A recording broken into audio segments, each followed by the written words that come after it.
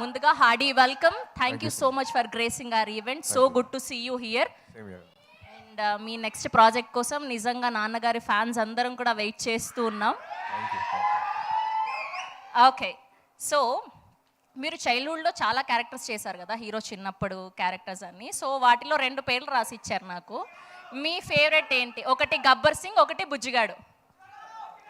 రెండు నా ఫేవరెట్ అండి, రెండు నాకు మంచి పేరు తీసుకొచ్చింది. So I cannot pick one. ఒకటే చెప్పాలి కదా మరి మాకు.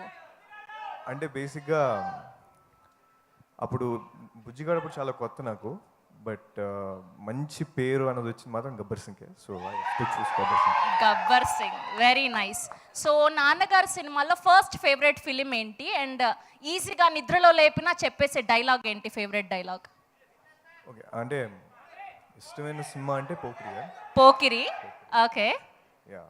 ఫేవరెట్ డైలాగ్ ఇన్స్టెంట్గా ఎప్పుడైనా సరే ఇంక ఇది టక్కుమని గుర్తొస్తుంది అనే డైలాగ్. ఎప్పుడు వచ్చామని కాదు, బుల్లెట్ దిగిందా లేదా అదే. సో నెక్స్ట్ దిగబోతుంది ఆకాష్ జగన్నాథ్ గారి next film. We are eagerly waiting. Glimpse చూసాం మేము, బాగుంది. Thank you. అండ్